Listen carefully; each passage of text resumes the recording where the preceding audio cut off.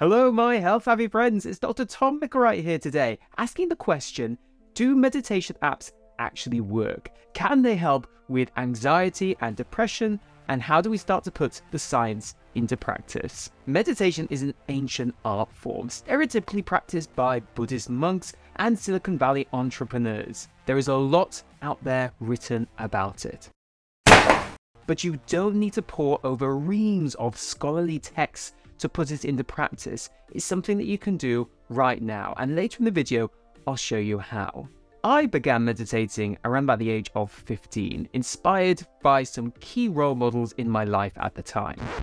I got into thinking it was all about shutting down my thoughts and my feelings completely. But, spoiler alert, it's not.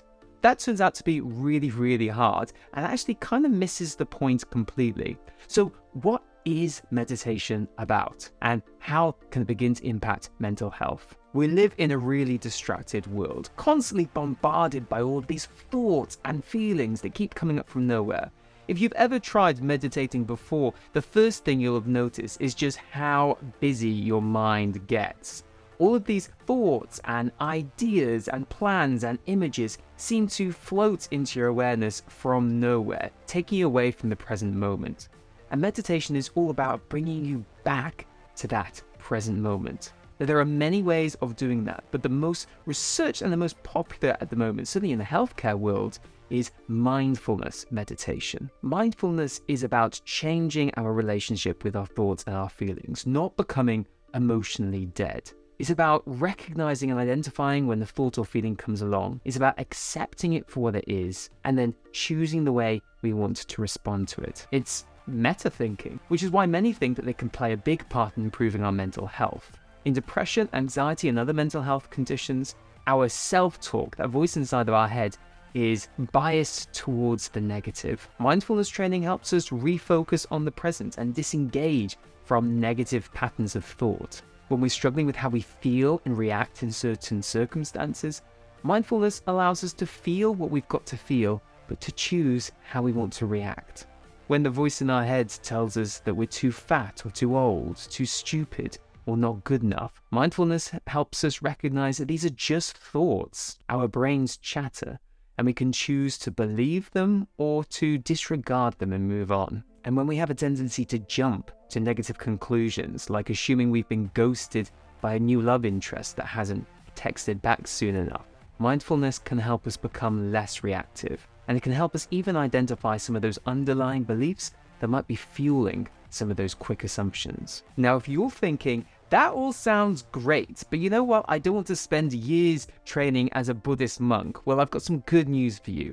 The research shows that just 13 minutes a day for 8 weeks is enough to get some sizable mental health benefits, even if you've never meditated before. Now, that all sounds great in theory, but that's kind of the issue.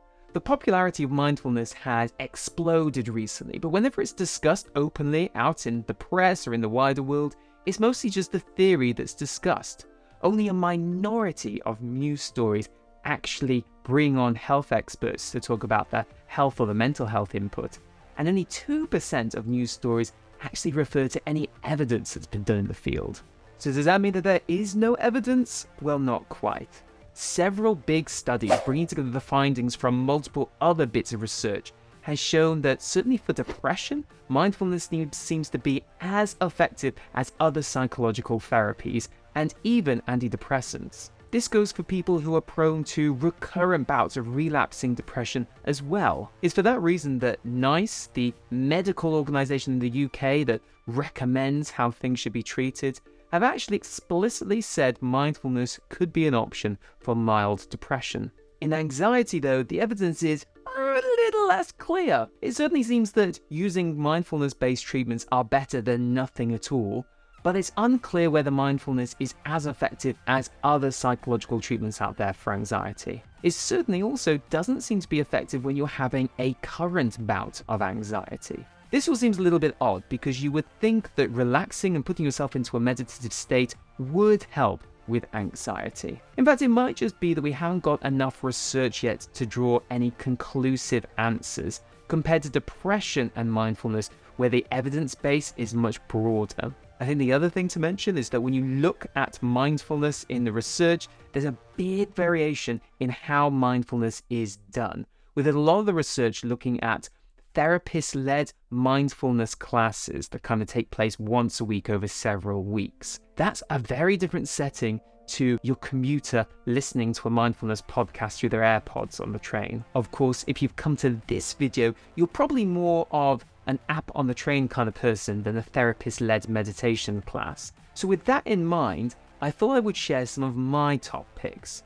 There are some big programs out there, big companies that deliver mindfulness training, but a lot of the big ones require a subscription. So here are 3 apps that are completely free to use and which I think are very effective at training in mindfulness.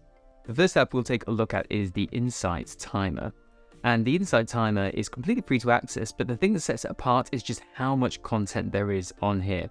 There are over 150,000 different meditation tracks you can listen to. Some of them are unguided, some of them are guided, so there's kind of audio, a bit of narration to guide you through the meditation, and I'll just walk you through some of the key features here. So if I click on Timer, I can set a meditation timer. This is for if I'm confident with my meditations already and I don't need any guidance. I can just kind of set a time for it to go off. I can listen to some sleep programs to help me relax, some sleep-based meditations. If I go back, there's some breathwork exercises I can do to help with relaxation. There are a number of courses I can access, but courses tend to be hidden behind a bit of a paywall. I can check into yoga classes. I can record how I'm feeling each day and what my thoughts are and reflections in a journal. If I want to access meditations, I go into this Explore tab.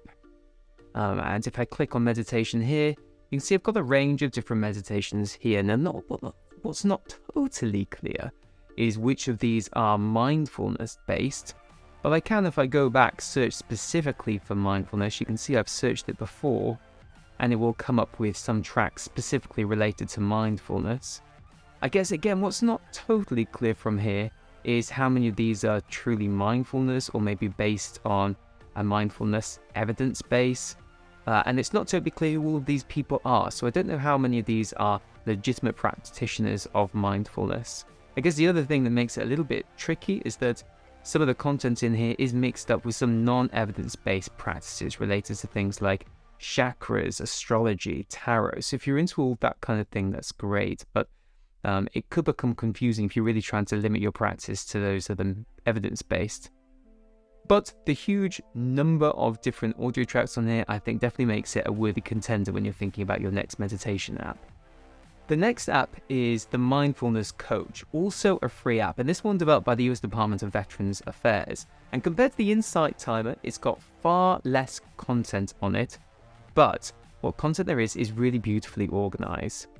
Users progress through 14 different levels of training, and at each level you'll learn different you'll learn about different elements of your mindfulness practice, and at the end of each level you'll get the chance to put what you've learned into practice in a short meditation. The length of the meditation increases from 1 minute a day right the way up to 15 minutes a day, so it's a really gradual way of easing you into mindfulness. As you build up your experience, you'll get more exercises and practices recommended to you within the Practice tab. If I hit all, I can see all of the different exercises eventually I will cover over the course of the program. In the track bar and on the tab, I can set my own goals around mindfulness, and I can also do a quick mindfulness assessment so I can make sure I'm making the progress I want to see. And within the Expertise tab, I can also access a number of different articles if I want a bit more of a deep dive into mindfulness. So I think this is just a really good program that's well structured and will help take you from never meditated before right the way to regular mindfulness. The final app I want to talk about is Smiling Mind. This is another free app, this time produced by an Australian not-for-profit. Again, there's less content than the Insight Timer, but what is there is well organized. You can see just looking at this screen that the UX is really cool. It's bright, it's colorful, it's engaging. If I hit the Explore tab as well, I can see all the different programs that they offer. So they have programs for adults, for kids, for families, things I can take into work, things if I'm a teacher that I can deploy in the classroom. They also have some programs catering to different languages. If I click into just one of these adults, you can see that there's lots of different elements of mindful practice there, from mindful activities to sleeping better. If I click into, let's say, Mindfulness Foundations, here we go, 9 modules, 35 sessions, all with varying audio tracks of different lengths. If I go into families, you can see similar. There are activities here that I can do with my children. Activities around mindfulness meditation, but also just general activities that I can do to make different elements of family life more mindful. The thing that I'm really quite impressed though with Smiling Minds, they are, out of the 3 apps I'm talking about today, the most engaged in research. Although they haven't published much around mindfulness and mental health, they do have a lot of evidence to support the use of it in managing stress and improving mental well-being and resilience, which shows that they really are committed to their mission of doing more good in the world. Now, these do come with a caveat that the evidence looking at mindfulness apps specifically is in pretty small supply. In fact, the majority of the evidence out there looks at 2 apps in the main in particular, Calm and Headspace. And the research is pretty mixed, with some studies showing an improvement in anxiety and depression scores, and some showing no real impact at all. So can meditation apps actually help with depression and anxiety? I think the jury's out on that one. The truth is we need more evidence. But in reality, mental health services are under a huge amount of strain at the moment. So waiting for months on a list and doing nothing also doesn't seem like an option. Therefore, I think when you take into account the evidence base for mindfulness in depression, albeit therapist-led mindfulness, and when you consider that a lot of the apps out there are free to use and can start having an impact after just 8 weeks of use, I feel like, why not give it a try? I've used it for myself and found the benefits personally, and I hope you do too. That's it for today's video. If you liked it, please hit like, share it on your social media channels, and hit subscribe. I'm really trying to build a community of individuals who want to take a more proactive role in their health and well-being.